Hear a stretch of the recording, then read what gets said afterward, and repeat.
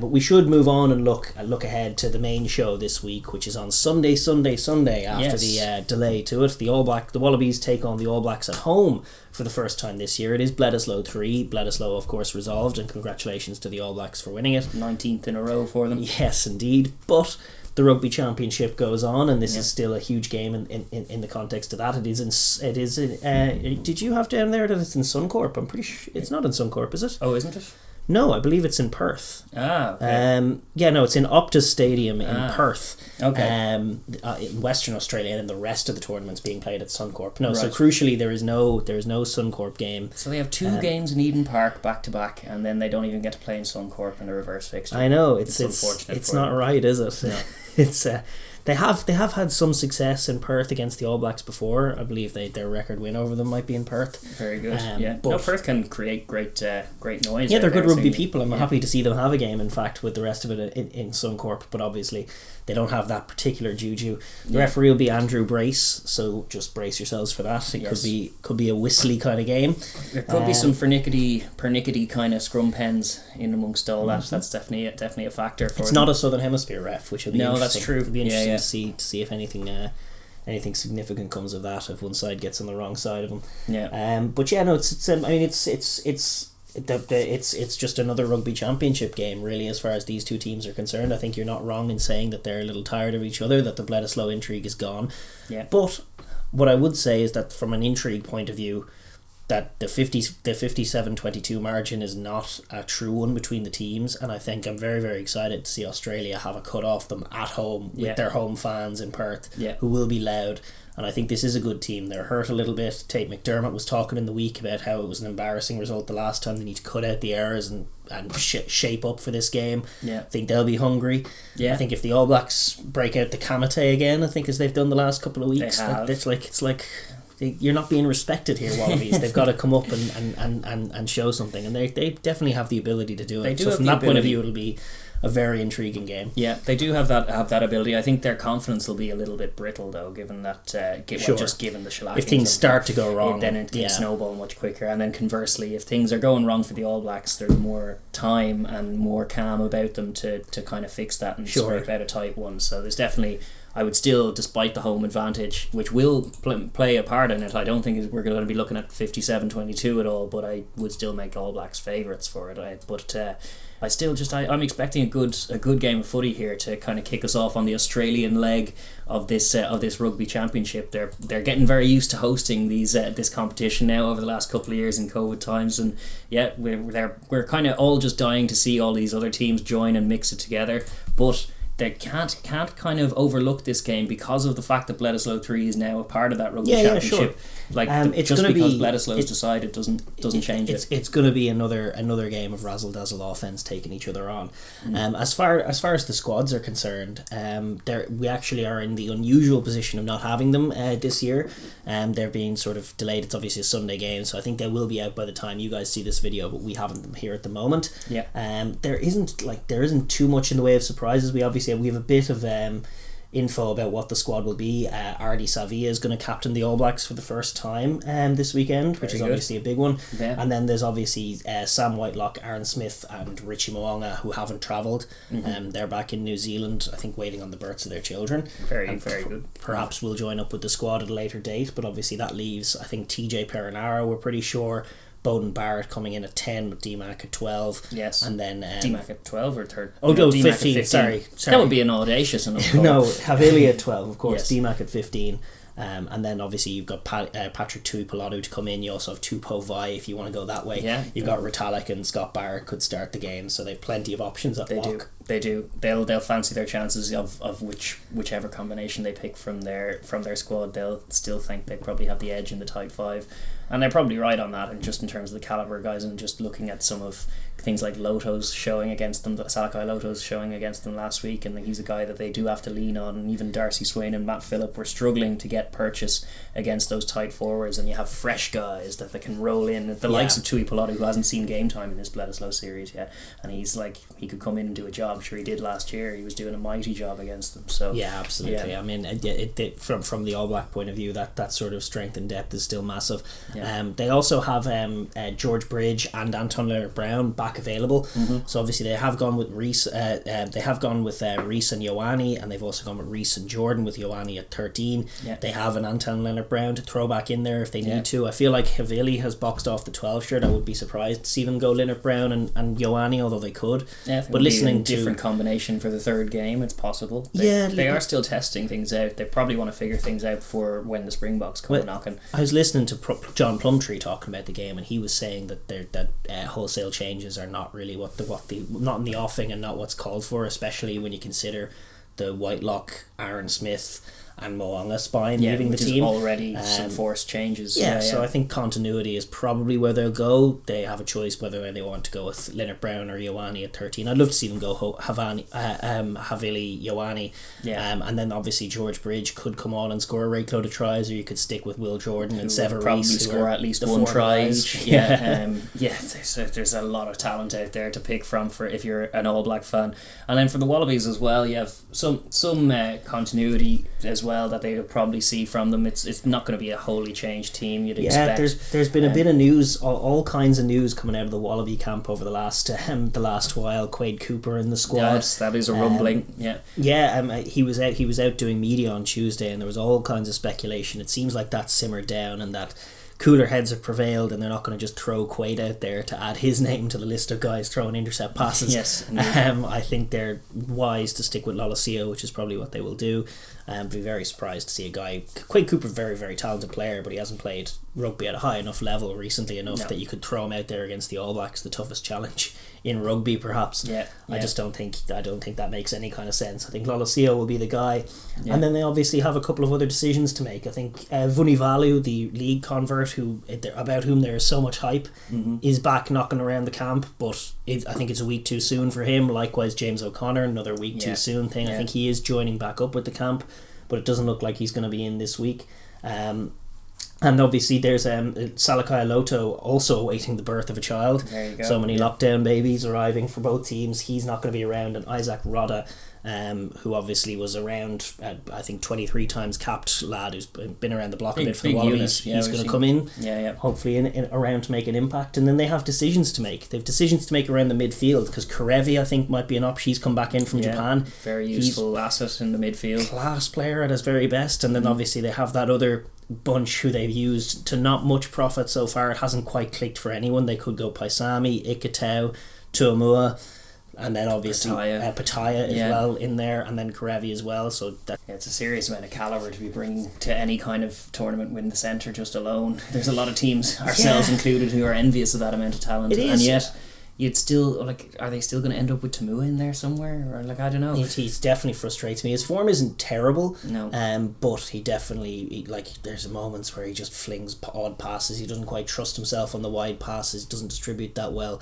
Can be physical, but not as physical as the likes of Paisami or Karevi, of course. If they can get back him back in there, I would be tempted to throw Karevi back in if he's part of. Well, he's been very good for them in the past. He does have that kind of stock, although probably not with Dave Rennie. It's probably before his time that he was last capped. But the other one I want to see is Pataya. He's very talented. I would really love to see Paisami Pataya again, because I think they were very, very good when they got the run out, and Pataya in 13, Paisami, who's more of a 12 in at 12, makes them a bit more robust, a bit less likely to throw the floated wide passes from inside to out, because you're trusting kind of Pataya's kind of magic trickery to be the distributing force of 13, which is not a bad shout against a converted winger in Rico, although he will be up against speed. But no, I don't know, they haven't quite settled on what their first combination is in the centres, despite having that amazing stock to choose from. They haven't quite settled full stop, and I think they will. It's just about putting the pieces together. But obviously losing to the All Blacks does sort of make you rethink everything. I know Ireland would be in a more confused position if we had to play the All Blacks 3 times a year, because all of a sudden you're problem solving the whole time. Whereas that is the kind of position that the Wallabies are in. Payanga Amosa struggled at times. James Slipper hasn't had the desired impact at loosehead, but then Seo struggled. Where do you go on the front row? Do you start Tupou from the beginning? Do you haul him off They're like it's very frustrating when you keep Tupou off to get your impact, but then you're already 20 plus points behind. That's what happened the last time. That's what happened the last time. And yet sometimes when he starts a game, he doesn't have that same impact and that same force. Getting those decisions right is obviously massive. And they have, just like in the centres, they have decisions to make around the back row. Lachie Swinton didn't work at all the last time. He didn't have the desired impact on defence in terms of that physicality. And on offence, he was just a bit clunky, a bit dropping balls, just not much of a footballer, and couldn't deal with the frenetic tempo that Tate McDermott was trying to get going. And as a number 6, you got to be able to kind of carry well and hold the ball well and have a passing acumen as well. I think Valentini has to start. He's been brilliant. Hooper obviously is immovable. And then you do have Fraser McGrath. You've got Harry Wilson, who struggled obviously in that first game, but you've options. At either number 8 or 6, because actually I thought I was impressed with Valentini showing at 8 as well when he was down there. Good skills at the base of the scrum. At one point he had to rescue one that was kind of going backwards, which is a tough enough footballing skill, and he executed it very well. I think him and Hooper are the ones that are immovable in that. And Naisarani is another, if he's fit, who could come in as well. So they definitely, it's a less settled team, and there's more tinkering. There's kind of guys of a similar level, but the style is really the focus. And from a Wallaby point of view, in terms of the squad, they haven't got many settled combinations. They just have to go for. I think Tate McDermott and Noah Lolosio is the offensive spine, the two guys who are in charge, and McDermott particularly is a guy that they're going to have to lean on in terms of managing things. And Banks is currently their best. Well. Swain and Phillip is currently their best option in the rows. With Roddick perhaps to come in off the bench, maybe. But they will, regardless of what combinations they pick, their pack will still, all of them to a man, have to put in great showings, near flawless showings, to both contain and then ultimately try and beat this All Black pack. Because what we've seen over the last couple of weeks and then the many years before that is just. They do struggle to just keep pace with them, and then in the final quarter, that's when things kind of break open, and suddenly 2 or 3 errors becomes 2 or 3 tries, becomes 21 points, becomes game over very, very quickly. And the All Blacks can manage at that tempo and then just pick them off towards the tail end. It's true. As for the wingers are quite settled, Cora Betty, Kellaway and Banks. I don't see that changing. I don't see any reason to change them. I think they've actually been very, very good in the few bits they've had to do. It hasn't been decided out there. No, but they've all been excellent. They've all taken tries when they've got there. As far as just the meat of the game itself, we're going to take a look at it from the point of view of both teams as we do. We're going to start with the home side, which for once is the Wallabies. This is the Wallabies, and obviously we were touching on it there.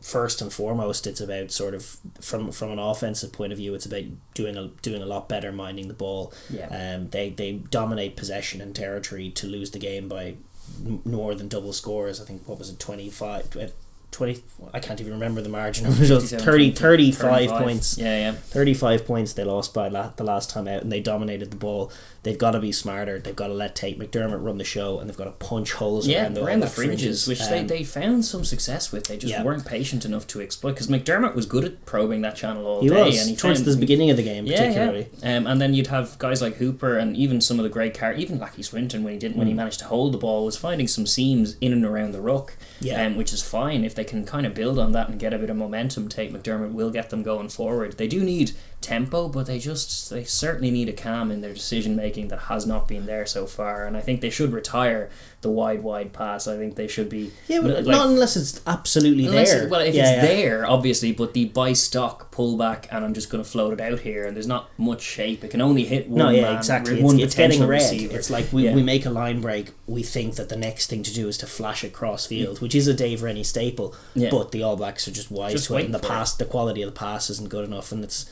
where the frustration with that midfield is coming in, where they just aren't making the right decisions at the moment. But it's about like what's the Wallabies' bread and butter: high tempo, frantic offloads in the tight little inside balls that they so love. That's the big change on offense: minding the pill, being physical in the contact, linking up with one another, and just punch, and then milk penalties, and then from there, that's how you can accrue some points. And the other main area that they have to work on, which goes into the offensive point, is the set piece.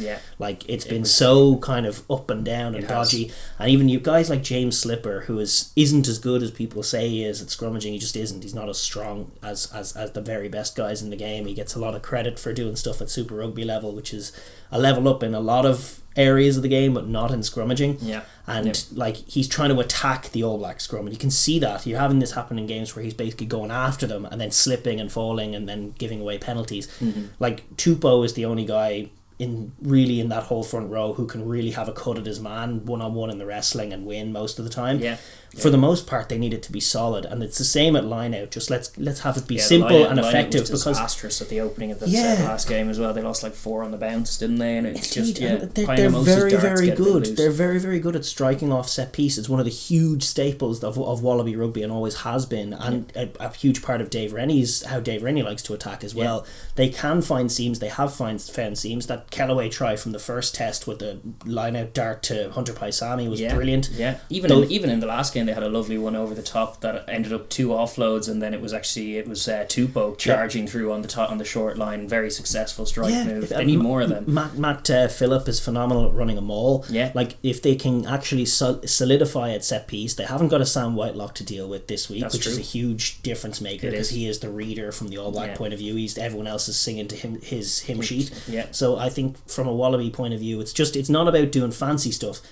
Apart from from the back's point of view off the back of it, but it's really just about if they can secure the ball from their set piece and have that not be a factor, have the All Blacks not take it away from them, then they can go to work on offense rather than thinking of the set piece as an area where you have to get on top of the opposition and win penalties.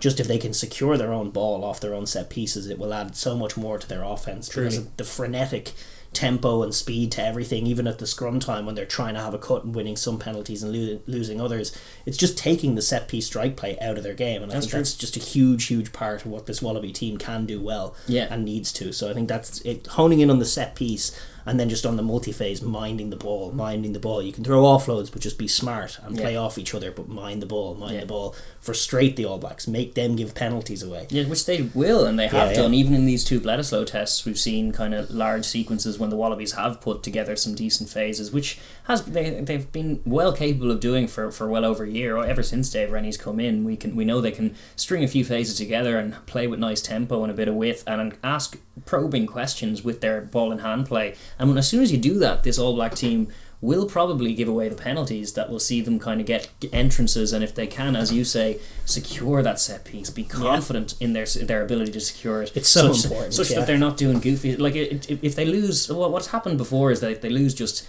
2 or 3 to errant darts or good reads, and then suddenly they're doing like little pump fakes and short balls and things, getting free kicks for things like closing the gap, and it's just all becomes a mess very quickly when the confidence is eroded. So even if it means jumping to 2 or something simple to begin with, just get confident that you're going to secure your ball off first phase every time, and then you're going to need to be creative off that strike play, because that is one of the ways of picking apart this All Black team is a well executed strike move, and then just carrying well, getting Corabetti on the ball wherever on the field he is. You don't have to fling it wide to get him there. You can get him in off his wing. He will come in off his wing. He always does go looking for work when he's in a Wallaby shirt, which is one of the great qualities of him. You will see him all around the pitch if they can just kind of find him and give him the ball and let him go loose. Same with Michael Hooper. They do have a great work rate to get them going. Plenty of good carriers, plenty of guys who read the game well and can take offloads off one another, and we've seen them score a good few tries.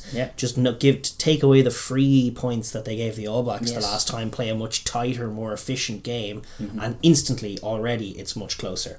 And that's really the blueprint for them. Obviously the same defensive principles apply. Very difficult to defend the All Blacks on multi-phase, but it isn't where they're scoring the majority of their tries. The Wallabies are doing a decent job of holding their width, not being silly, not being giving away penalties, and just making it difficult. They're not an elite defensive team by any stretch, but they can mine confidence even from the opening stanza of Bledisloe 1, when the All Blacks, fresh from their kind of Pacific tours or Pacific, couldn't get outside them. Were trying wide stuff and was just very well defended by the likes of Paisami in the midfield, just making good reads and good tackles. You can do a lot of that with the All Black multi-phase.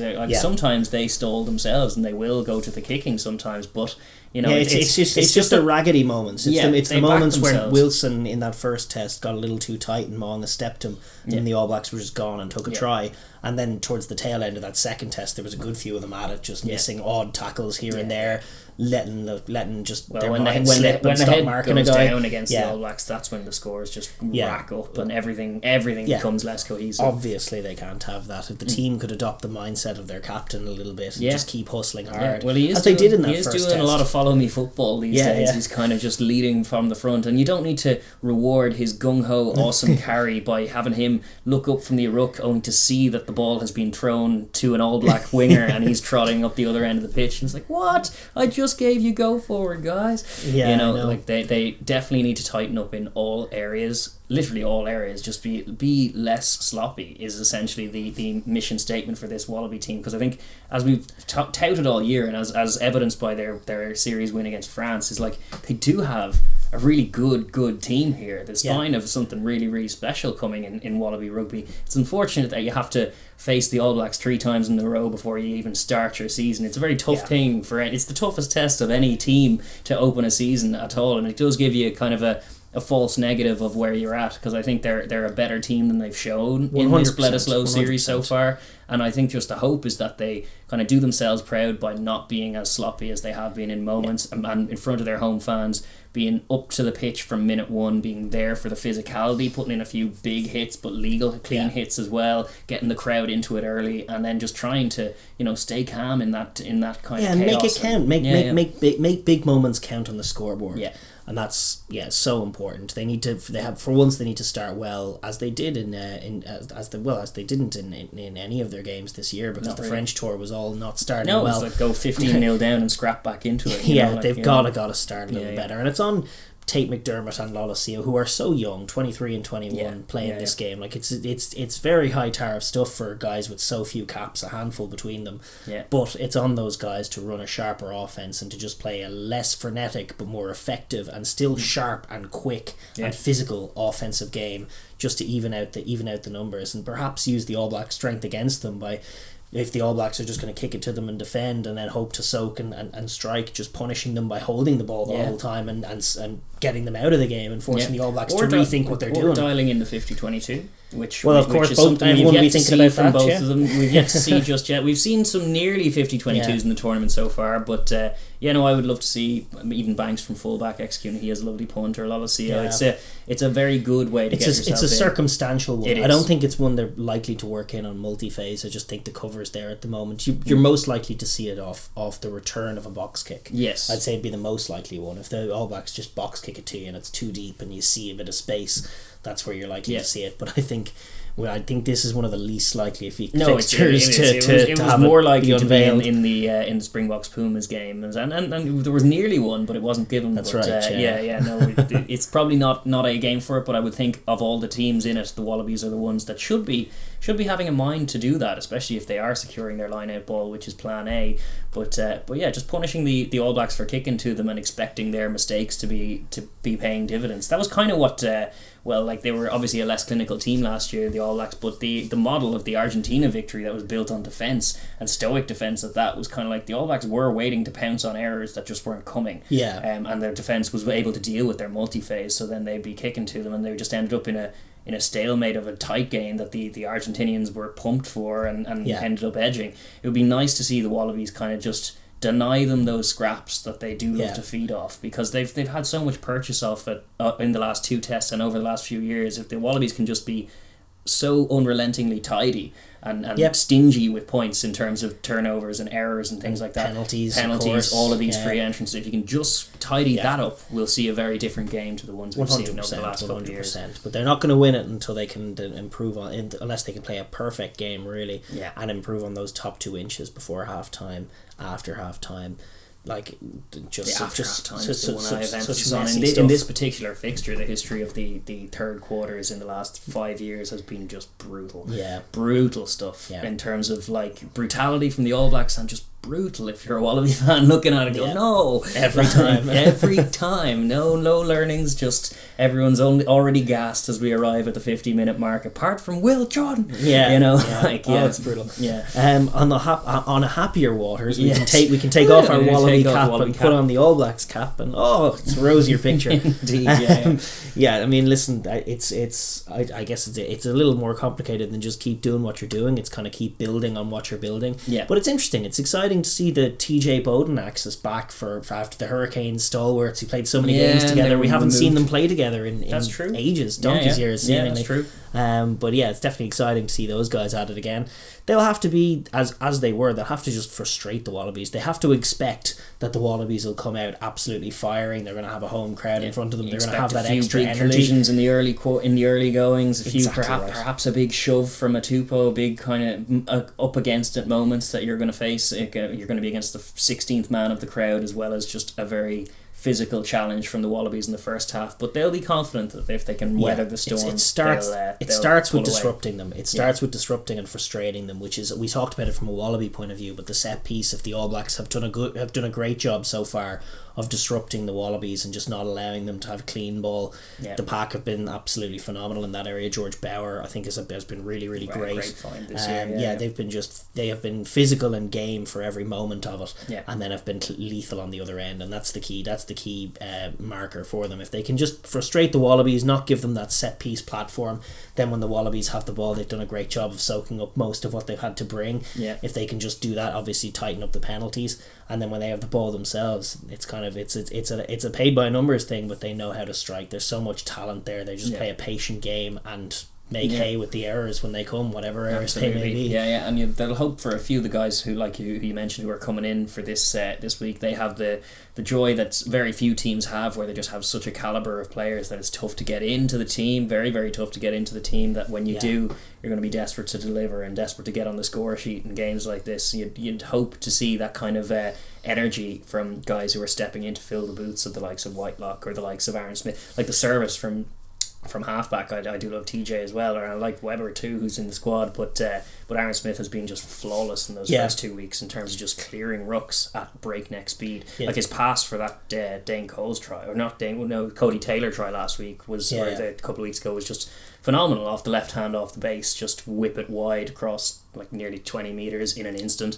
That's exactly the service that this All Black model needs to get moving forward. That's why Aaron Smith's been capped as many times as he has, and why a player of the calibre of TJ has been resigned to a 21 shirt for many, many years. It's up to these guys now to kind of show what they're worth and kind of keep that consistency of clearance of rucks, which I think is just, tempo is the key to this All Black side, and it's the way they love to play, and it all starts with that 9. That's why they have a guy in Aaron Smith who's the best at it, and these guys now in behind have a chance. They're very good. They're not far from the best at it, but absolutely. I think maintaining the width of pass, the sharpness of pass, and the speed of service to the back line is crucial, along with winning those contacts. And I would say on defence as well, like the one note you'd make, obviously it's been pretty good so far. I don't expect them to throw those wide balls, but if they do, obviously the wingers will still be alive to it. Those sharp ball, if they're just throwing the floated passes, keep attacking them. It's worked in the first 2 games. It's still there. Bringing line speed against this Wallaby side is a great recipe to get them to throw it like that. Unfortunately, what you've seen with an outside to win blitz is that this Wallaby team tend to just float it out there anyway, and it's hope for the best footy. It can be quite painful. But from an All Black point of view, obviously they're going to maintain that same system.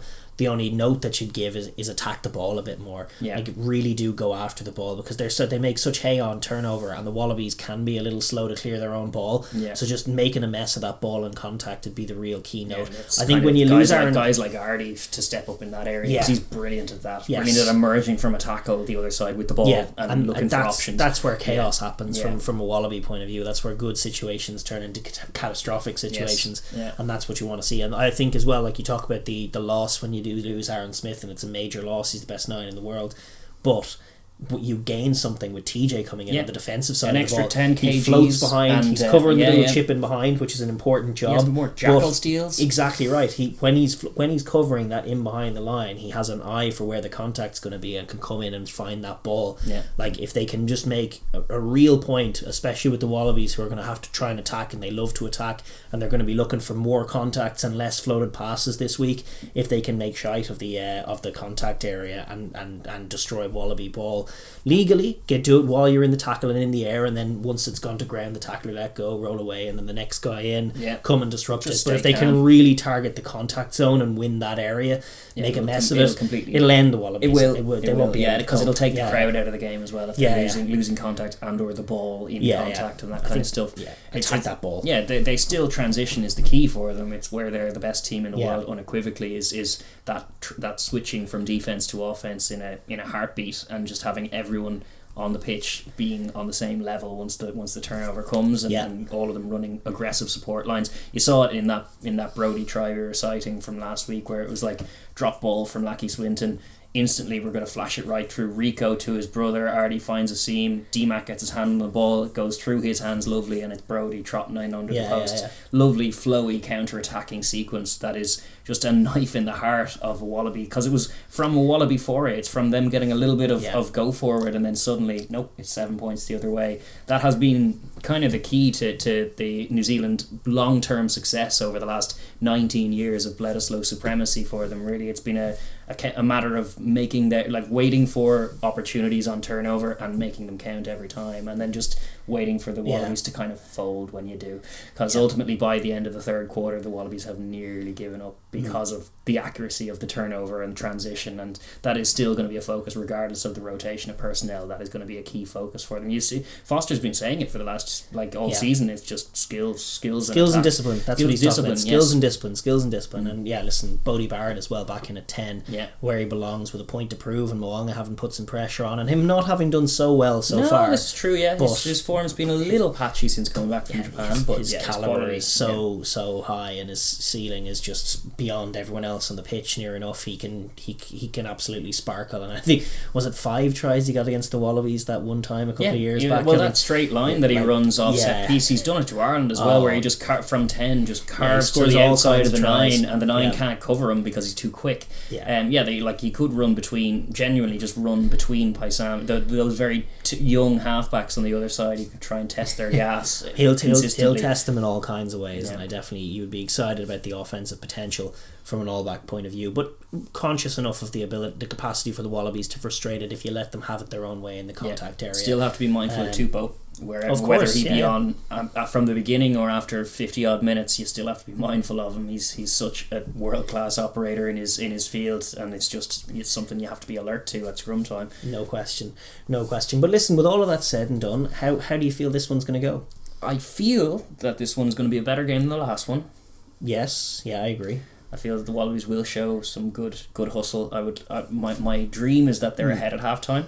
Yeah, it's possible. I don't think that they will be, and I think that the All Blacks are going to win by about 20 points. By 20 points. Oof. I'm going to definitely take the under on that. Okay. Hopeful, not necessarily. No, your picture is entirely possible. The All Blacks have been very, very impressive this year, where they weren't last year. Their emphasis is so dead on. I've been very impressed with Ian Foster, who's signed on another contract all the way through to the World Cup. That's great news from an All Black point of view. I like just how well it's going for him. I know that there's the Razor diehards who would have him out of there, but I think such has been the impressive nature of what's happened this year. I do agree with them sticking with him. The emphasis of the team is correct. And from that point of view, you would expect them to get the win here ahead of the big games to come against the Springboks. But I would say that if you examine even during the best eras of the All Blacks and go back in history for the last decade, it is hard to find two more important players to that team than Aaron Smith and Sam Whitelock. And actually, if you look at the games that those guys are missing for, those are the games where they struggled. As good as TJ is and Retallick and all of these guys are going to come in, Whitelock is such a leader in there, and Aaron Smith is unrivaled in his field. So there's definitely scope for the Wallabies to have much more joy at set piece, to have much more joy slowing the All Blacks down, for the All Blacks to have that killer pass removed from the equation that Aaron Smith has. And so I would be optimistic that the Wallabies will put in a much better showing. But I think that when it comes down to it, 1 or 2 errors and 1 or 2 key moments will tell, and I think the All Blacks are just a sharper team than they were 12 months ago. And where 12 months ago I think a Wallaby performance, the like of which I'm predicting will happen, would have seen them win the game. I saw them win the game last year in Suncorp. I think they'll play really, really well. I do. I'm optimistic for them. I think they'll be physical. I think they'll win some contacts, but I think that the All Blacks will match them and come back at it. Pick? No, I don't think so. But hopefully I think the All Blacks will come back at them and find something and just find the win. But I'm honestly predicting a classic. I'll say the All Blacks win it by 5. But I have a good feeling about this one. That's a much better game than the one I'm predicting, where it's. I think it might be at the death. I think it might be All Blacks at the death, like some of those games that have gone by. There have been many a Bledisloe heartbreak like that. I would like to see that. What do you think is going to happen? Let us know in the comments down below.